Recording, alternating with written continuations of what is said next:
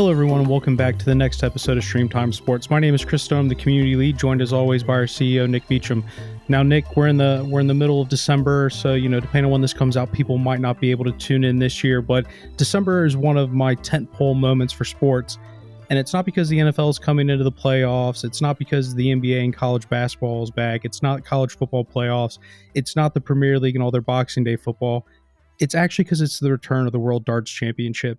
Now, Nick, I don't know if you're a fan of the World's Darts Championship. Don't know if you've ever been up to the Alley Pally, but I have to say it is one of the best can't-miss sporting events of the calendar year. It's something else, isn't it? I've never been up to the event in the UK. I mean, it's world renowned, definitely. It's the hottest ticket going around. For 1 year, I did when I first moved over to the UK. I think his name's Simon Whitlock. I had him as my profile picture on Facebook when I moved over to the UK because he was setting Ali Pally on fire that year, which was about 2010, I think, at the time. So I did get into it. Definitely watched it a lot on TV. I know a lot of people in the Sports Pro company are very, very big on the darts side of things, and it's very big in random markets. Like I think Holland it's really big, right? Because of a couple of Michael Van big name Gaal, stars there. Yeah. It's amazing how something so simple can be so engaging from a content perspective, but it's hard not to watch and get pumped when people throw those 180s and the big scores and 9 darters and all those things. I think I've seen some clips from last year that still run around, do the loops around social media even today. Well, I can remember 11 years ago, and oddly enough, I was in Holland at the time. A friend that I grew up with in Ohio, whose family was originally from Newcastle, moved to Hong Kong, then moved to Ohio, and then to Holland. We were going, he's like, we need to make it home in 10 minutes. The darts is on. I was like, hell are you talking about? He's like, we're going to watch the darts. And I was like, I don't think so. I watched it for like 5 minutes and I was hooked. Like the next day I was like, is the darts back on? Yep, it's on every single day in December. Like, honestly, in terms of just like the crowd, the atmosphere, like it seems so odd, but at the same time, it's great TV. I absolutely love it. So if this comes out after the finals are out, I'll try to do a reminder in 11 months' time when it comes up. But everybody should watch the World Darts Championship at least one time. They definitely should. And it's one of those sports where you feel like it should be so easy to be able to do it yourself. And then you go to a pub or get a dartboard and I barely hit the board, let alone ever score a double or a triple or anything like that. So, it's very humbling, but a great experience. I definitely have to make it one time. It's on my bucket list. One of my friends went in a Sonic the Hedgehog outfit a couple of years ago, which was quite a look. Sort of sets the scene for what's in store if you go to it. But no, definitely on the bucket list. So I went last year, but I was in hospitality, so it was a little bougie. So they had a dress code, so you weren't allowed to get in fancy dress. But I did have table service. Got to sit next to Lewis Capaldi, famous Scottish singer. So it was a great experience. So yeah, everyone does need to go watch it. Nick, do you have a favorite niche sport akin to darts that you have to tune into? Well, I think this is where it gets in tricky, right? What's the definition of a niche, right? So, in the UK, I was playing volleyball at a decent level. That's pretty niche in the UK, but globally, it's not a niche sport. Currently, I am obsessed with playing chess online on my phone. So that's not niche because it's pretty mainstream in many instances, but it's a bit niche. So, yeah, if anyone wants to challenge me to a chess match and wants to play someone who's really average, I'm up for it. But I only play quick games, so I can't be bothered staring at my phone for too long, and I've got 2 kids to deal with. But that's probably about as niche as it gets for me. Fair play. Well, on today's episode, we're joined by a special guest, and we're joined by Dan Rayburn. Now, Dan, I kind of went to your LinkedIn to try to figure out what would be the appropriate job title to describe your background and who you were. But I do think, we talked a little bit about many people like to claim that they know you, but maybe perhaps for those that don't, know you or don't come across you on LinkedIn, would you mind just giving our audience a little bit of a background on yourself? Yeah, sure. Appreciate you guys having me. I mean, I'm already learning so much. World Dart Champions, like I had no idea. You're dressing up. This sounds like a combination of Halloween, drinking at the pub, and throwing sharp metal objects at people. I mean, you've got it. How could you not like that, right? This is a good time. I wear a lot of hats in the industry, and I have over the last 25 plus years. A lot of people just really call me an analyst in the space. And I do a lot of the traditional analyst work. I do a lot of work on CNBC and live TV, talking about everything in the streaming ecosystem. I'm the conference chairman for the Streaming Summit at the NAB show every April in Vegas. I do a lot of writing because of my blog. I have my own podcast. The vast majority of what I do, though, is free. Any company can call me anytime. I put my cell phone number up on my blog and on LinkedIn. I've done that 20 years. So the way I condense what I do from a high level is it's my job, as I see it, to inform, educate, and empower others. That might be other members of the media. I do hundreds of media interviews a year, vendors, content owners, broadcasters, sports leagues. Congress and Senate have asked me to testify during the net neutrality debate. So my job is really just to give out information. That's the vast majority of what I do, and almost everything I give out is free to the industry. The industry's taken really good care of me over the last 25 plus years, and I don't do this for a paycheck. I want to help the industry grow. If I help the industry grow, it helps all of us in the long run. I would just add, Chris, for those that, if they're not across Dan's work, you have to follow him on LinkedIn, or I think LinkedIn's your core social media platform, Dan, if I'm not mistaken. But just go to his blogs and stuff, which we can mention later on in here, perhaps. But Dan is an absolute master of this space, and if you want to understand the streaming world better than definitely we do. Definitely follow every word Dan covers across his channels, because it's best in class in this space. Obviously, we spend more time focusing on sports specifically, and Dan is across the wider areas of tech, and that's really why we're excited to have him on to talk about what's going on in a lot of different corners that perhaps we don't either dig enough into or don't know enough to dig into. So I hope that just sets the scene a little bit. Absolutely. Well, one of the things we do want to talk about is particularly around the streaming space and a little bit more around the tech side. Nick and I spend quite a bit of time speaking around the latest deals, trends we think are happening from monetization models. But one of the things we want to talk about, given your expertise, is a little bit more about the actual streaming itself. I think one of the things that gets brought up is everyone gets caught up in the numbers because they're flashy, they're sexy, but actually streaming is a lot more difficult than people make it out to be. We've seen examples in Europe. DAZN had some struggles with what they were doing with Serie A. We looked a little bit at what Amazon Prime was doing last year with the official launch of their deal with the NFL. And even though there's some really big companies, involved with this, streaming is still really difficult. It's not quite there yet. So, I guess from the first space, kind of jump into, you sent over some great notes and statistics beforehand. We're looking at these, multi-billion, trillion-dollar companies that are still struggling to stream. So for you, what do you see as perhaps maybe, some of the challenges that you would identify within the streaming space that are quite common? Sure. It's a good question. We should definitely talk statistics at some time, because we're working off of wrong data, basically. But the biggest problem we have here from the technical side is, as an industry, we go around and many people have been saying for the last 20 years that this is going to replace broadcast TV. And what many in the industry don't realize or don't want to acknowledge is it's two completely different types of distribution platforms. When you turn on your TV, let's say here in the US, and you want to watch an NFL game, and you're watching it via your cable TV operator, whether you have Verizon or you have Charter or you have Comcast, the quality you're getting of that NFL game is exactly the same. That is not the case when you're doing streaming. It's a completely different technology. It has a different ecosystem, a different video stack. It has latency built into it for a reason. You're delivering it to many different devices. So there are so many end user differences in terms of what your setup is, what your device is, what version of the app you have, how video is being handled inside the last mile. Streaming will never replace broadcast TV from a reliability and a quality standpoint. And people love to argue that debate. But when was the last time you watched any sports game, whether it's over there, you're watching something on Sky? When was the last time you had a problem with it freezing, buffering, not working on your TV through a cable operator? You haven't. And that's just the nature of what this technology is. So has it gotten better? Absolutely. You use the word struggling.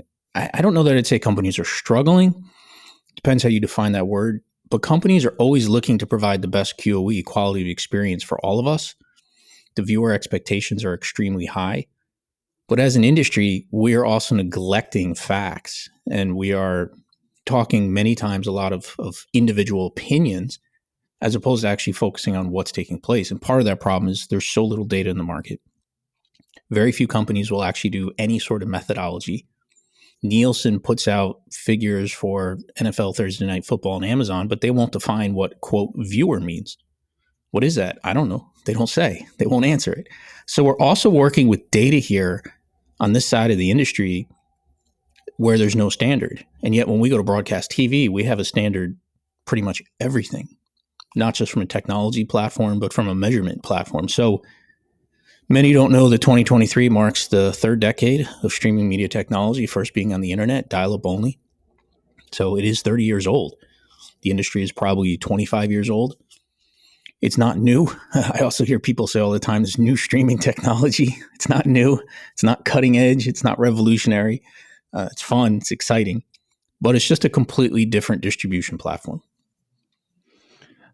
Dan, I've heard you talk about the Nielsen numbers, and I think everyone talks about the Nielsen numbers in different ways and what they are sharing in the market. They are still considered the holy grail is a bit dramatic. The key provider of insight around consumption on broadcast and content.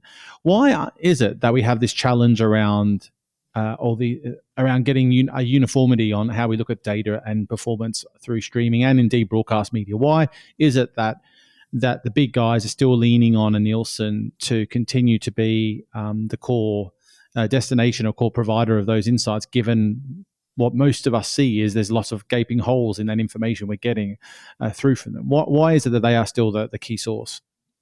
Because advertisers aren't complaining, because advertisers are going with the numbers, and because these companies are doing what's best for their bottom line. Right? What works best for them for selling advertising the way they want to sell it, giving back to metrics they need to do. So one of the things we get wrong in our industry as an industry is everyone talks about, well, there should be one streaming service that provides every piece of content you ever want, right? Aggregation, as we call it, and bundling and all these other things. And the reason companies aren't doing that is that's not what's best for their bottom line. These are not nonprofits, right? They are trying to maximize shareholder value. So people don't want to share information. Companies don't want to come up with a standard bitrate protocol, aspect ratio, player. What is HD? What isn't? On broadcast TV, we know what HD is. It's a definition. In streaming, we have no idea because everyone defines it differently. So we have a few things coming on the streaming side with protocols where some have standardized. But when it comes to the data, this is all about advertisers. And if advertisers feel that they're getting enough information and they continue to buy advertising, why are these companies going to drill down into it? They're really not going to. And that's why we get such little information. And I talk to a lot of advertisers, ones that are advertising across a lot of these platforms for sports. And it's incredible how little insight they have, and yet they keep spending money. That's just the reality of it. Something I want to ask a little bit from the data side, but going back to the quality of experience you were talking about, one of the things that's interesting, I think I've seen you do for a few years now, is you do this test around the Super Bowl where you will watch the Super Bowl on multiple different platforms, multiple different devices, and you kind of go and you give your breakdown of sort of what the differences are in experience. And, maybe for, people listening, just give a bit of an idea of what that experiment is, because I think it's easy for us to kind of talk about quality of experience where it's at, whereas when you can break down, this experiment that you've been running, this observation you've been running, sort of how that all sort of breaks down once you look at all the different platforms, all the different services. Sure. So one of the things I think that's lacking and missing in this industry is we have a lot of people writing about the space who don't get hands-on with these products and services. They don't have a background in technology. They have never worked at a content delivery network. Many of them can't tell you what RTSP stands for. And that's okay that you haven't had hands-on experience, but if you don't understand the definition, the methodology, and how all this works together in the video stack, that's a problem. So I think staying hands-on with technology is very important. I got started in the space from starting one of the first live streaming production companies back in the days. And even though I got out of that business a long time ago, I still think it's important to be hands-on. So I think it was about 10 years ago, the Super Bowl in our industry back then was considered like the big event. It was the one that everybody was watching. The media wanted to see what would happen. At the time, it was probably the largest event viewership-wise streaming that we had in the industry collectively. So at home, I have a pretty good setup when I need to, anywhere between, call it 20 to 30 devices, 10 different TVs, different manufacturers, every streaming box you can think of. Naturally, I'm in the US, so I'm testing things here. And about 10 years ago, I just started live blogging during the Super Bowl. Okay, here's what I'm testing on what device, with what version. Here's my internet connection, 2 ISPs in my home.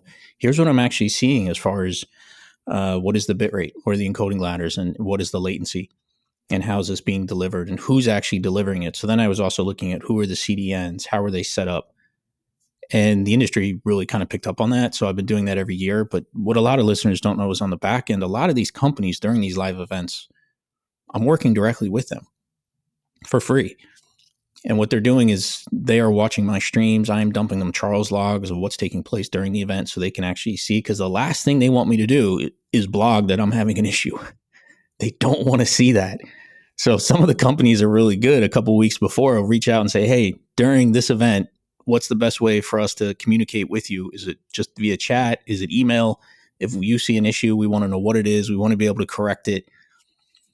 So I appreciate that. You know, they want to improve upon the experience. At the same time, they don't want to get some bad coverage, which I think is a good reason for them to do it as well. But what I'm always looking at is what is the average user experience, not just for me, for others. So around the country, I'm also sourcing information from friends and others who are also sending me information. They're sending me screenshots. They're doing videos on their phones of what they're seeing. I'm getting Charles logs from others. Also during the events, I'm talking to a lot of ISPs in the US, and they're telling me what they're seeing on the last mile, right, inside their network. A couple years ago with one of the events, there was a big problem in the Northeast where I was. The company doing the Super Bowl reached out real quickly and said, hey, by the way, we know you're in Verizon. There's a peering problem with Verizon right now that's affecting some streams. We're routing around that. Right? They wanted to make sure I knew. Now, when I'm talking to Verizon, they didn't really want to come out and say that. But once they knew I knew what was going on, I was like, okay, here's the problem we're having. So I get a lot of background information from these companies. 99% of it I can never talk to or blog about. I also get a lot of information from CDNs. What are they actually seeing on the network? What's the average bit rate? How are you doing multi-CDN deployments, round robin? And then also, I have been hired as a consultant on some live events, including the Super Bowl previously, where the broadcast network will bring me in and say 6 months before, Dan, look at our video stack. Where do we have single points of failure? So there's been Super Bowls where I'm logged into dashboard seeing real-time traffic across CDNs, viewership. Now, I can't report on any of that. I can't talk about any of that publicly, but it gives me background information of what's really taking place. So I've continued to do that for the Super Bowl. I'll be honest, I wasn't going to do this previous year because the Super Bowl is just not that big a deal anymore. It was 7 million AMA, average minute audience, this year. It's not even in the top 15 largest events. And yet the amount of people who reached out beforehand was like, are you doing the Super Bowl tomorrow? And I was like, oh, man, I guess I now have to work on Sunday and set it all up. It's a lot to set up 20 devices and make sure everything's updated and then document it. And, but I'll continue to do it as long as the industry finds it beneficial. Chris, to your point, the experience was different depending on the device, depending on what you were viewing, whether it was Ethernet or Wi-Fi, whether it was 4G or 5G, because I'm testing wireless and mobile as well, and difference between wireless and connected to the network via Ethernet. So there's a lot of variations. It's gotten a lot better, though. The Super Bowl and a lot of these large-scale live events, just quality-wise, have gotten much, much better. And when we do see a lot of problems, many times it's not the last mile or the CDN, it's the application itself. It's the app. Crashes, doesn't open, can't find something. That's a problem before you even get to the video. Dan, you talked a lot about CDNs and that last mile. I'd love you to explain that a little bit, just what that would mean to those who don't understand what a CDN is and how it works in the delivery of streaming, just to give people a sense of, for those that aren't aware of it, what you're referring to there. Sure. So CDN is a content delivery network. The vast majority of all video delivered over the internet today in most regions of the world is delivered by a third-party company. So companies like Akamai, Fastly, Edgio, Amazon with their product called CloudFront, they're basically renting their infrastructure, which is deployed all over the world, different regions, depending on the content delivery network's approach to the market. And live events like the Super Bowl, 100% of that traffic is going through that infrastructure. This is the way the industry has been delivering video since day one. Now, there are a handful of companies, Netflix included, who deliver their own video through their own infrastructure. Netflix has been doing this through a platform they call Open Connect. Apple delivers the vast majority of their content through their own platform as well. So there are some companies that are a certain size and scale who have taken control of that and do that themselves. But every single Super Bowl you've ever seen, including the one upcoming, 100% of that is going through infrastructure of content delivery networks. And those content delivery networks then connect their network, their servers, with ISPs, internet service providers, who are delivering that traffic to the last mile. And there's different ways to connect them. You can actually place your servers inside the ISP's network. You can connect via peering, so a third-party company that connects the two. You can do different types of deals where it connects the networks directly in what's called an interconnect deal. That's a deal that Netflix and Comcast 10 years ago publicly announced. And the whole reason of doing this is if you get content closer to the end user inside the last mile, theoretically, you should deliver a better quality experience. You should see less buffering. You should see better startup times. You should see higher max bit rates. That's the whole goal of a CDN. Now, that doesn't always work because the live workflow is so complex that there's a lot of additional things you have to do in terms of setting up that workflow to make sure that that works well. But the other thing that's completely out of control here of an NBC, a CBS, a Fox, whoever is, for instance, the Super Bowl, is they don't own the last mile. So they can get that video to your ISP, Comcast, Sky, whoever it may be. But then it's up to that internet service provider to get it into your home. And they optimize traffic differently. They route traffic differently. So these companies, content delivery networks, are always working with ISPs to try and figure out the best way to deliver traffic economically, but still with good quality inside their networks to you and I as consumers. Sort of another follow-up to that question, Dan, and that was a great sort of way to articulate it, is one of the other questions I hear a lot about people understanding how streaming platforms work is the differences in that pressure on a CDN between an on-demand offering and a live streaming offering. Can you just sort of talk through what is the main differences there and why it is so difficult for live versus the on-demand platforms? Sure. So the first thing with live is you've got one chance only to get it right. Right? It's truly live. Now there's going to be a delay by the time it comes on the internet. Most content for live events is anywhere between 5 seconds to 60 seconds in terms of a latency. We do have in the industry low latency and what's called ultra low latency, which is not what most companies are doing for live events. There's no business reason in doing that. But the complexity here is that unlike a video on demand file that's just sitting on a server, a live stream has to be ingested into the network. You have to pull that video from somewhere. Traditionally, it's coming off of a bird, a satellite in the sky. You're downlinking it. You also might be on site at a sports event where you're doing the encoding right there. You're sending it either through the internet or through Vivix, a dedicated fiber connection, back to potentially Broadcast Operations Center, what we call BOC. But the complexity in the workflow, you have to do everything in almost real time. You have to do content protection. You have to do packaging. You have to wrap the file. You have to distribute it. You might have to include metadata information. And you also have to encode it in a lot more bit rates because you're also talking about delivering this to devices that maybe can't handle certain bit rates. A good example is there's a lot of older Roku devices out there. So you have to think about also just when it comes to live in particular, what is the population of devices you want to support and where is the cutoff?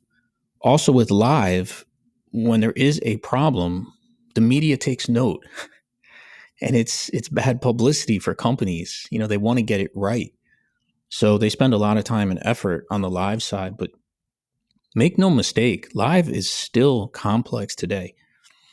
It is much easier to do than we were doing 25 years ago when it truly was an art. Today you can broadcast live from your phone, anybody, for free too, which is pretty incredible. But a live event, you have to create the content. And then from there, you have to ingest it, transcode it.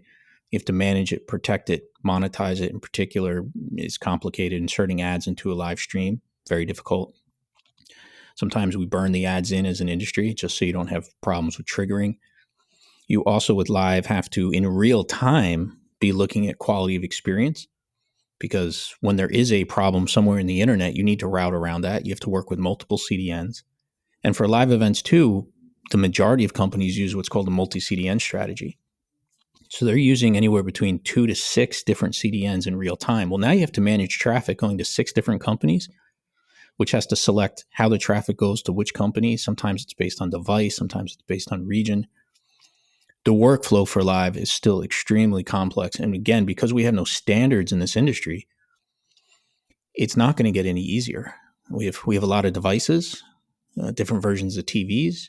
You also have rights issues. You have to put in content protection so that this content cannot be seen in certain regions of the world. For World Darts Championship, I don't think they probably care where it goes. Maybe they do. I don't know. But things like the NFL and Premier League and whatnot, it's very specific in terms of rights regionally. So you have to factor that in as well. So it's just a very complex video workflow. Before I switch up topics a little bit, just because you were mentioning low latency, ultra low latency, it's something that we've, had some mock debates on. How important is latency in your opinion? It's something that, some of the people we work with, is vendors would say, it's the be all end all and that latency has to be as low as possible. But we've potentially argued that the fan would prefer more latency for higher quality. Just sort of where that debate is, how important latency is. Before I switch topics, what's your opinion on that? It's a great question. Here's the thing. Let's separate facts from opinions, which so few people in this industry want to do. When you have the CTO of a Fox, a CBS, an NBC Sports, the NBA publicly saying the reason we're not doing ultra low latency or say a stream under 10 seconds is there's no business value. Do I get better engagement? No. Do I deliver more ads? No. Do people stay on for longer periods of time? No. Does somebody go to watch the Super Bowl and go, you know what? This stream is 10 seconds behind. The hell with you. I'm not starting the stream. No. So what is the business value? There isn't one. So why would I do it? Just because vendors say they can? Also, what many don't realize is doing ultra low latency in particular at scale, it's not easy. And you know what? The CDNs have publicly come out who deliver this traffic and say, this is hard to do in the scale that you want. So it's hard to do at scale. It's much more expensive. For one of the Super Bowls, I won't say which one, they were looking at doing it. It was an additional $1 million cost. And there's no benefit to their business. So why would I do it? I wouldn't. Now, the argument everyone wants to use in the industry is, yeah, but you need it for betting. There is no in-stream betting taking place today. None. Zero. Stop saying it's for betting. You cannot bet inside Peacock, right? Or inside YouTube TV. You can't. So vendors love to pitch it, but what vendors are missing out on is the best technology is not what's adopted. What's adopted is what provides business value, what is easy to deploy, easy to use. And the moment you're talking about integrating technologies like ultra low latency, there's also a higher chance of failure, which is the last thing that these companies want to see. Also, some devices, depending on what they are, right, that may not be the best way to deliver the content. Chris, you also pointed out, well, there's a trade-off sometimes in terms of startup time or buffering time. These are all factors that these companies are taking into account. And there's always a trade-off between cost and quality every single time. So this is about business value. It has to provide a value to the business. And yet, to your point, after every Super Bowl, a bunch of people in our industry come out and they're like, well, this whoever did the Super Bowl failed because it wasn't ultra low latency and they're missing out. They're missing out on what? The other thing I always hear is, well, the other argument besides betting is, it's always a shame because, you hear the person, who lives next to you, the goal scored 10 seconds before you hear it. Where are these people living that they hear their neighbors? That's the other thing I'm always wondering. Everyone uses that excuse everywhere, right? Oh, my neighbor always hears it. Like, where are you living that you hear your neighbor's TV? I mean, maybe in an apartment or whatnot, but that's not the vast majority of people. It's just not real world. So I always try and strip my opinion from the answer. And factually, we've had every single broadcast network, sports leagues come out and say it doesn't contribute to our business in a profitable, positive way. That's why they don't do it. Well, I mean, Chris, that's pretty definitive angle there. But I would just add, I think one thing though, Dan, you covered on the betting side, which I think is an important bit, right? We've seen others come and go on that. We've seen DAZN talk about the fact that it's a marginal engagement value at the moment, nothing more than that in terms of adding betting into the streaming experience. But I think that the notion around the betting side is more to do with just in-play betting becoming such a big area of betting itself. So I have seen the percentages a while ago, which I can't remember off the top of my head, but in-play betting just generally. So someone having, DraftKings on their phone or watching a live stream, and that, dual screening and the ability just to bet on their phone whilst they're watching. That's mainly the thing they're referring to. But I still believe that, relative to percentages, you can ask people about who is actually betting in live is normally in single figures, or might be anyway. It's up to 20% is best case. It's normally 10 or below that. Therefore, those numbers. So I get that for DraftKings, right? That makes sense. But here's the thing: if you're Peacock and you're doing the Super Bowl, do you care that people are able to bet on DraftKings? You're not making any money from that.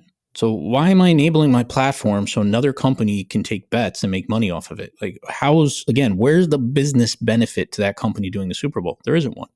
Now, do I think at some point we get to a place where some companies are going to do ultra low latency because something is built into the app? I think we do get there. But, you mentioned DAZN. Let's mention Fubo.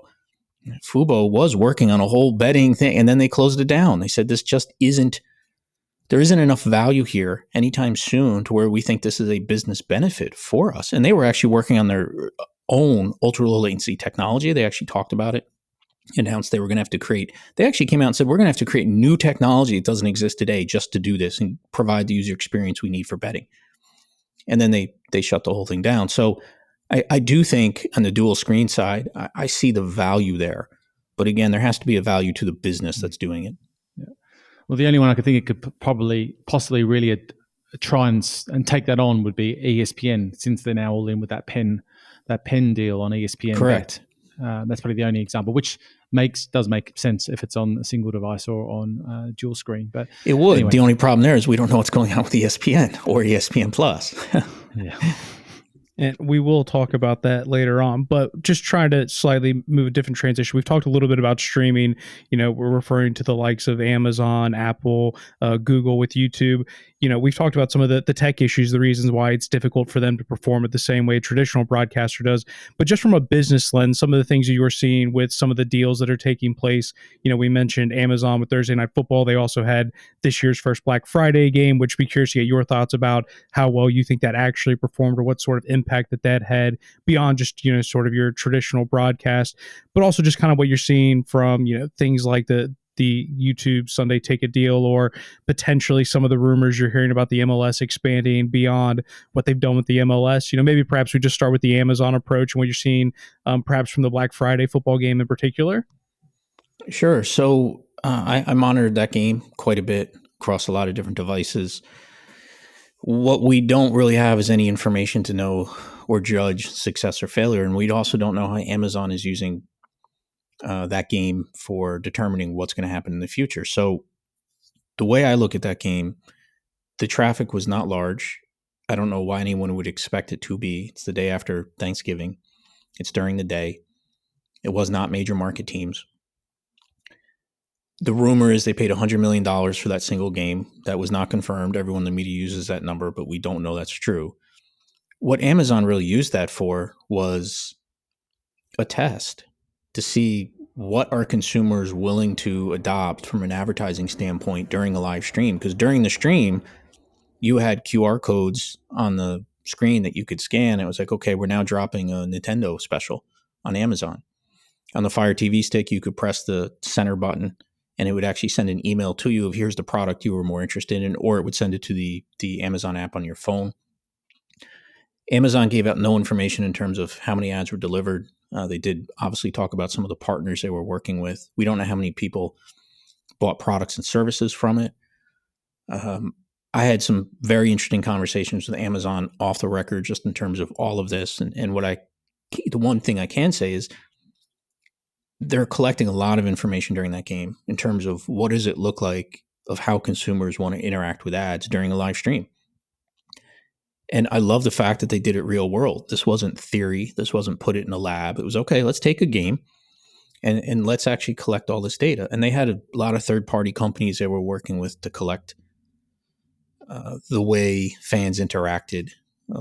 I'll leave it at that. But it was very interesting how they set this up. And I think they did it the right way. And also they did come out and say that we want this to be the new norm going forward, and we know it's going to take time.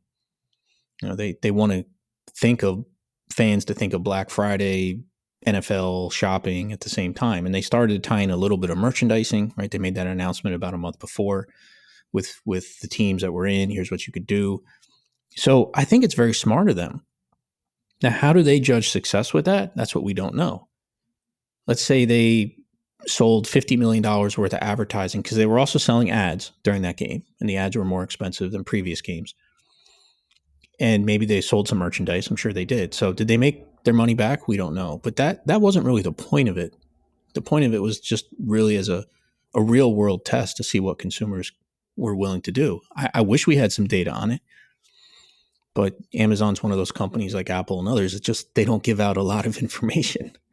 That's just the reality of it. So I liked the experience. I didn't see any major issues with the stream myself, which was good.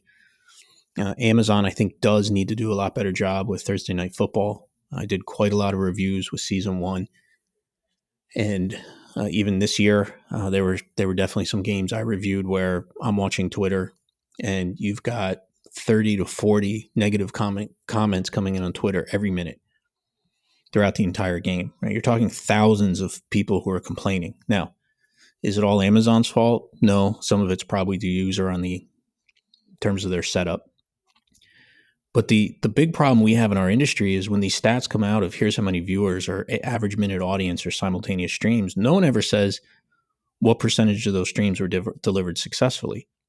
So I always say, would you rather have 5 million viewers where half of them had a poor quality experience, or would you rather have 4 million viewers where everyone got to stream perfectly? So in our industry, it's always quantity over quality. And I think that's backwards. But again, you have to remember their business. It's around, in many cases, ads. So ads is all about what? Economics of scale. That's the currency. So we have to do better on that side. As far as Apple goes, Major League Soccer, and then also you have the Friday Night Baseball. Interesting that we finally got a number on Major League Soccer. We didn't get it really. I don't think we were supposed to get it, right? Because it was given out by Apple MLS when they were at the conference and they were speaking on stage. But we did hear that it was over 1 million. What we didn't get was it 1 million paying subs? Because some of those subs get it for free with season tickets. So again, like right away, the media ran with, oh, they have 1 million paying subs. That's not what Apple said. You got to read very carefully, right? What they were quoted as saying. But it did give us an indication, which was good, because I'd seen previous members of the media estimating that they had between 5 and 7 million. Okay, well, you're off by a big number. The MLS games and the Friday Night Baseball games, I think quality-wise are very good. I think the production value is very good. I think the announcers, forget about it. It's a whole different discussion. They're horrible. They don't know anything about baseball. And that's the number one complaint that you see on social media. But I think the production value is very good. What I'm interested to see is, do they really go after the Formula One deal? That would be really interesting to me, because I think the Apple brand and the Formula One brand align really well in many different ways. Let's move on to YouTube TV with NFL Sunday Ticket. Look, I got to give credit where it's due, right? I'm very clear to say, company A, B, you had some problems. Here it is. But you got to give credit to YouTube. You really do, because the amount of work they had to do leading up to the first year of NFL Sunday Ticket, and the amount of changes that they were making to the technology stack, some of which they talked to, using the YouTube infrastructure to deliver this. So they delivered 100% of the video themselves. They did not use third-party content delivery networks. And they rolled out technology that wasn't yet proven at scale, like multi-view. They'd only tested it here and there. That was the largest test I've ever done of a new streaming service in the market in probably 10 years. And the amount of time I was prepping for that was a lot across every device. I was collecting a ton of information from ISPs in the US and friends all over the US. And I was shocked at just how well they did as far as providing a good user experience with a high bitrate without any major technical problems whatsoever. So you have to give them credit for that. Now, the number one complaint they're taking, if you look at Reddit and all these other places, is the multi-view is great, but I can't select my games. Fans are just going nuts over that. Well, understood, but YouTube also told you from day one you were not going to be able to select the games. You could only pick from pre-selected. And the reason is they're running that on the server. They're not running that on the device of the client. They're running that multi-view technology in the cloud. So over time, what YouTube has said is they do expect fans to be able to pick certain games. They haven't said when. But I got to give YouTube, just TV team, just so much credit, because pulling that off is not easy. You're also, it's one thing when the Super Bowl maybe has some technical issues. You didn't pay for the Super Bowl. It's free. Maybe some years you have to authenticate. Some years maybe it's on like Peacock where you have to pay. But YouTube TV is the most, NFL Sunday Ticket, it's the most expensive package in the US for any streaming service ever. So you're taking fans' money. It really needs to work, even more so. And I think the experience has been really good. They did have a hiccup. I think it was week 6 or 7 in. I forget exactly, but that's to be expected first year. And I expect that experience to just really get a lot better going forward. But you got to give them a lot of credit. They did an amazing job. What we don't know, viewership. We don't know how many subs they have. We don't know average viewing times. We don't know average bitrate. We don't know the device most are watching it on. I would assume TV. We don't have any of those stats. And we don't even know how many subscribers, paying subscribers there are to YouTube TV. Right? Google doesn't put that out. Last number we got, I forget when it was, but there was over 5 million users, but they didn't say paying users. Some of that includes free subs. And at any given time, I know that there can be up to 25% of the total number of subs they have in a trial mode. So what was the actual number? We don't know. How many new signups did NFL Sunday Ticket create for YouTube TV? We don't know that either. I do think over time they're going to have to give out some numbers to Wall Street. But Google's another one that doesn't, YouTube in particular, they don't really give out much in the way of data. So Dan, I'm curious with all your coverage and work across the media landscape. Most of it centers around the US market in particular. To a degree. Yeah. How much does the US market pay attention to what is happening generally outside of the US, or is it really its own ecosystem and therefore it is really focused on what's going on domestically? Yeah, that's a great question. I wouldn't say they're not paying attention to what's going on outside the US, but you do have to think about regionally, it is a different experience. So you're the NFL, you're delivering, an average bit rate of somewhere around 6 to 7 megabits per second.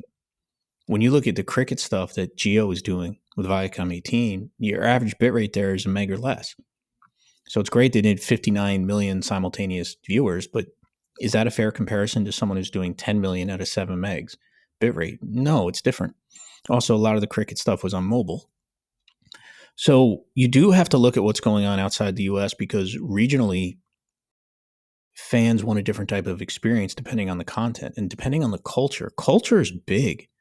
I think people in the US just are many times just self-centered on what's going on here. They don't necessarily know what's going on outside the US. They don't know a lot of cultures. A lot of people don't travel. It's incredible how many don't travel to other regions of the world. And, cultures are different. You go over to Europe and you go to just any one of those games when it comes to football. My God, that is part of the culture. They grew up with this. It's ingrained in them. The economy comes to a halt during the World Cup, just about. You don't see that here in the US. So you do have to pay attention. I think, of course, many of the global sports leagues think NFL, right? They're now doing more games in London.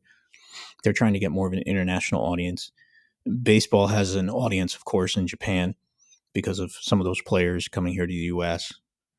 But it's also different types of content. The one stat I would love to know, and we never get, maybe once in 5 years somebody puts it out, is what's the average viewing time of these sports? That would be amazing to compare. Now, Geo did put out for one of the cricket games, it was, I think, the semifinals, I'd have to look it up, that the average viewing time was just about 2 hours. It was interesting. We hadn't seen average viewing time before. Almost no broadcaster, sports league, or OTT platform ever tells us. So you ask a good question, Nick. I think it depends on who the sports league is, who the broadcaster is. I would say the OTT platforms, absolutely, because think of how many of them are going international. Max is going into LATAM in 2024. Well, Latin America is a different culture. You need different types of content, local content, different languages. How do they pay for it? A lot of people in Latin America don't have credit cards. So the companies that are going global, yes, they are and have been looking at it. The ones that are a bit more regional probably stay regional. So we've talked a little bit about the streaming platforms, but maybe now you talked about the two. We started off the whole episode talking about how they're two different business models entirely. When you start thinking about the streaming side and whether or not it's a viable strategy, one of the interesting things, and we mentioned our notes beforehand, is ESPN has come out and been pretty clear about their intentions of setting up a D2C side of ESPN Plus by 2025, and on the flip side, Fox Sports, probably one of the top competitors ESPN has, is not as bullish on going to a D2C approach. So, when we're looking at sort of what the future is from a business perspective, do you think one of those businesses is more right than the other, or do you think it's a little bit different because of some of the relationships ESPN has with Disney? Sort of, how do you see the business and the economic side of streaming versus the more traditional, linear model? Yeah, that's the question that's really debated by a lot of people in the industry. And I think the debate is starting off wrong 99% of the time because they're comparing apples to bowling balls. Netflix's core business is what? They get 100% of their revenue from a content service and from a streaming service. That's it. Done. Where does Amazon get the vast majority of their money from? It's a commerce company. It's an infrastructure company. Where does ESPN, Disney get their money from? Parks, movies, toys, broadcast networks. Netflix doesn't have any of that. So the business model and the business economics are really quite different depending on who the companies are. And what I love, again, going to the facts, is Netflix has come out and said the reason we're not going after live sports streaming is we don't believe we can make money from it. We don't believe it can be profitable for us. Well, what more evidence do you need for Netflix specific business model that it doesn't work? Now, they're doing these one-off live events here and there. Okay, makes sense. At the same time, you mentioned Fox. Fox is very clear that we're making great money when we like the business of licensing this and working with broadcast outlets. We now don't want to compete with them directly with our customers going D2C. Okay, they're not right or wrong. That is their best approach to the market that's working for them financially. Disney with ESPN, that's an interesting one. Disney, for listeners that don't know, recently broke out ESPN's financials separately. First time they've ever done that. $8 billion of ESPN's revenue in Q3 came from affiliate fees. Advertising was $3.2 billion and subscription was $1.1 billion. So subscription is the lowest percentage of revenue for ESPN, and yet subscription is the highest percentage of revenue for Netflix. Completely opposite ends of the spectrum, different business models. ESPN is an odd one in the sense that Disney, as we know, went through a lot of challenges over the last 2.5 years, really since the pandemic. They've streamlined their business more. A lot of the people originally running that business are out. Disney Streaming Services got upended. They laid off 7,000 people this year. They're now combining Hulu content into Disney Plus to make it one app, but you still can't get Hulu Plus Live TV and Disney Plus. You have ESPN Plus, which actually turned a profit for the first time ever, standalone last quarter. Again, good number to see, but that's only one quarter. Now, Disney has, over the last couple of months, said, well, we'd really like to have a partner going to the market with a standalone ESPN direct-to-consumer product. Then at the same time, they also said, well, maybe we should sell off ABC and some of these broadcast networks. Maybe we should exit India. Now the rumors are that they're not going to exit India, but they're going to take on a partner. And then after they looked at the ABC business and the broadcast business, they also then came out months later to Wall Street and said, well, after looking at that business more, we actually are not as negative on it as we thought. So they are a little bit of back and forth in terms of their messaging to Wall Street. They're going to have to get it much clearer in the new year. Investors are not liking uncertainty, which that's the number one thing investors don't want. At least just tell me what your strategy is going forward. I think the problem that we're going to have with ESPN is whatever Disney does with another ESPN direct-to-consumer service, what exactly does this look like? And how is this now different from ESPN Plus? And are you running two different ESPN apps? You know how confused consumers would be in the market? They would lose their minds. Or are you going to have one ESPN app that has two different tiers at two different price points? Also, what is the price point? Everyone in the market is saying, well, it's between $20 to $25. Well, based on what? Disney's never said anything. What Disney has said is we don't know what the price point would be. We're still working out the details. And all Disney has told us is that this new service, whatever it is, will launch definitely by the end of 2025. But then months later, they came back and they said, well, if things change in the market, maybe we would bump that up when you roll it out much sooner. So Disney has pretty much communicated to everybody that we're looking at a lot of different options in the market, as they should be, but their strategy is not yet clear. So, I've said from day one in this industry that ease of use is what sells. Right? Why did Roku sell so well in the beginning? Right? Why do they have the share that they do today? Because the Roku device was the easiest to use and your mom could set it up. That was the reality of it. They also happen to have a lot of great content on the platform. So consumers like things that are easy. And when you're changing the brand, when you're changing the messaging, right? Look at Warner Bros. Discovery. I love the Max product, but it used to be called HBO, HBO Go, HBO Now. Now it's Max, right? You never thought of Max for sports. Now all of a sudden Max has sports. Now all of a sudden Max has live news with CNN. Now there's a separate tier of Max come February where you're going to have to pay $10 for sports. You have to go back out to the market to consumers and say, oh, you know us for this, but now we're this. Now we're branded this. Now we've got a new app. Now we've got live. Now we've got sports. Now we've got news. When you're doing that every single year, it's challenging in a market that's very crowded. Whereas Netflix has been what since day one? Netflix, you know exactly what content they have. So to your question, sorry, it was kind of long answer there, is a lot with ESPN is completely unknown. And we have to see what Disney's core focus is with ESPN going forward.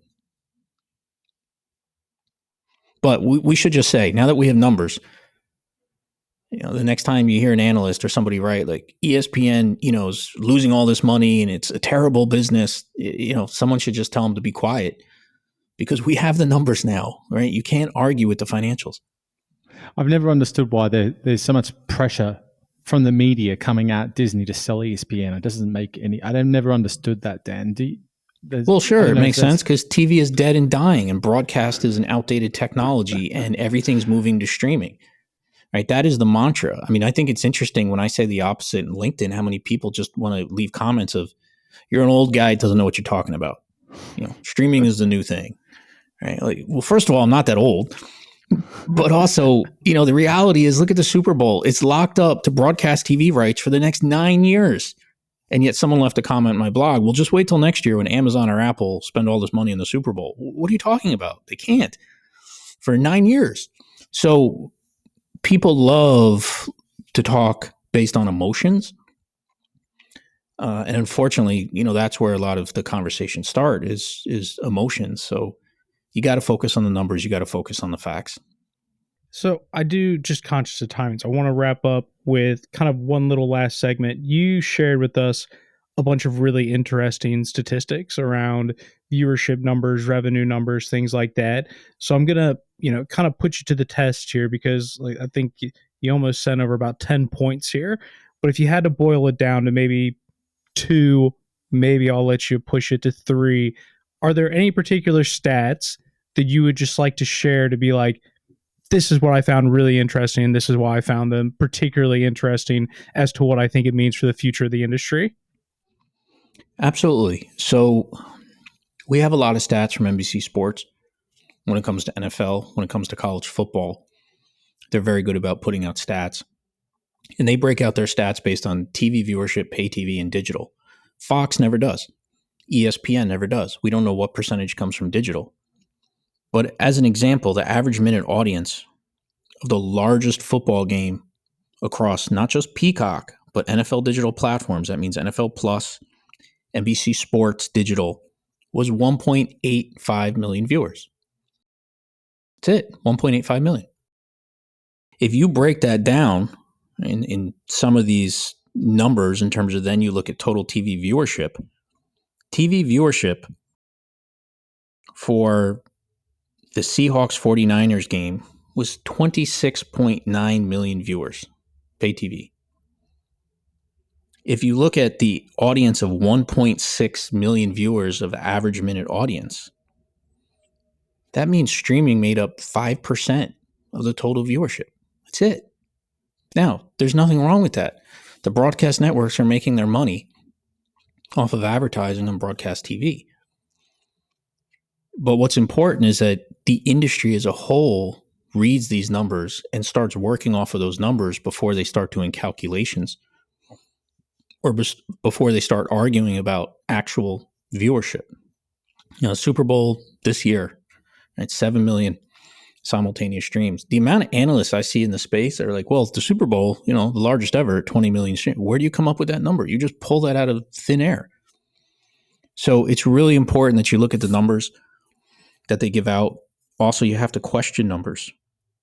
The Nielsen numbers, the Thursday Night Football. When you go to the homepage, Amazon.com, that live stream loads in the upper right-hand corner. Is that a viewer? I don't know. They won't tell me. Now, if I load the homepage 3 times because I'm buying products, but I don't actually click on the video, am I now 3 viewers or was I 1 viewer? Won't say. And you'll notice Nielsen is very careful with the term they use. They use the term viewer. They don't say unique viewer. They don't say simultaneous viewer. They don't say average minute audience viewer. Why is that? It's on purpose. They don't want to give out those details. But then we as an industry really have to call out what we know from the numbers and what we don't. So you have to understand the numbers. You have to understand there's a lack of methodology around these numbers. There are for the companies, but they're not sharing them. You have to understand that viewer versus unique viewer is not the same as average minute audience. The industry used to use the term simultaneous streams. That's what we used for 10 years. No longer than that, probably 15 years or more. And then all of a sudden some changed to AMA.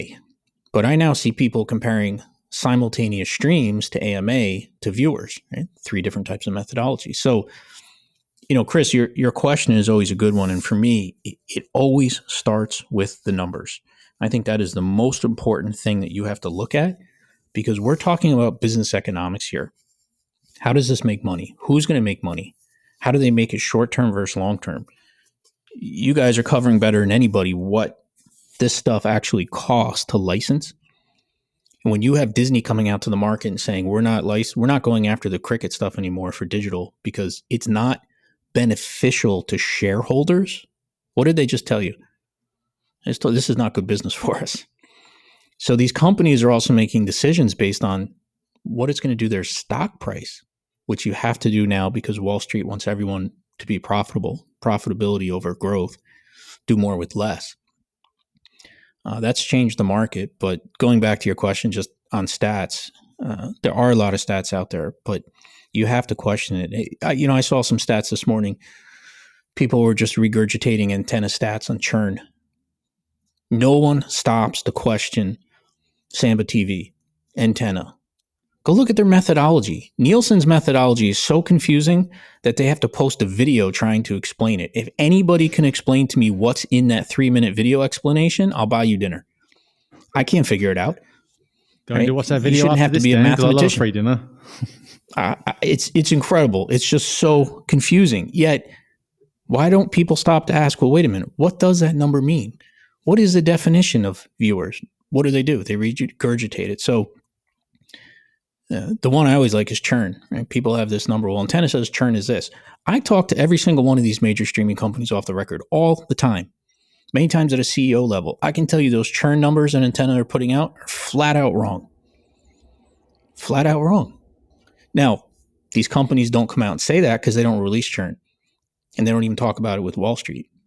But you've got to question the data. That is the number one thing I'm trying to get people in our industry to do. Well, I think a great place to start is with all the different content that you publish that Nick mentioned. So for anyone that's listening to this podcast that isn't already one of your followers, which would be a bit shocking, that's at least a good place to start when it comes to getting those numbers. Yeah, so LinkedIn, just so listeners know, I'm pushing out content every day on LinkedIn, and I'm just saying these are the numbers. These are the facts. I'm not putting my opinion in it. It's like people saying the other day, oh, Paramount's going to go bankrupt next year. I put a post up that was at 30 or 40,000 impressions in 24 hours. And the reason is, for some reason, no one had broken down, here's how much they have in their balance sheet. Here's what they owe. They got $1.3 billion from the Simon & Schuster sale. Here's their payment to the NFL next year. This is their debt. Oh, and by the way, they have a $3.5 billion revolving line of credit that they pushed out to 2027. So are they going bankrupt next year? No, that's a fact. They have the cash. But people in our industry just don't go and look at those numbers. So if you really want to know the numbers, the finances behind it without sugarcoating it in any way, LinkedIn is by far the best place to follow me. Well, Dan, I was just going to say, that the headline, they're going to go bankrupt versus they're going to have more debt than they did in last year, isn't quite as exciting a headline. So probably why people like to jump on those moments. Yeah. Writing for headlines, of course. Yes. Absolutely. Well, Dan, we could have easily extended this conversation. We had far more notes prepared for this, but conscious of timing. So we do appreciate you joining us and would love to, be able to have more conversations in the future. And like I said, if you're not following Dan already, please make sure you go do that. Yeah, and I appreciate the time, you guys are giving me to talk today. I love the coverage you do on the business side. I agree that the technology is important, but the business is more important, right? That's really where this is. And I love talking about sports, and I'm going to have to go check out World Dart Championships now because please do it. I got to see what this is. Good stuff. Thanks very much, Dan. Thank you, guys. Appreciate it. Before you go, myself and Nick would just like to thank you for tuning into this episode of StreamTime. If you found the episode insightful, please make sure you like and subscribe on whichever platform you listen to. As a growing podcast, we'd greatly appreciate your support in sharing or writing a review. Ultimately, we want this podcast to not only entertain you, but also hopefully help you navigate the digital sports landscape.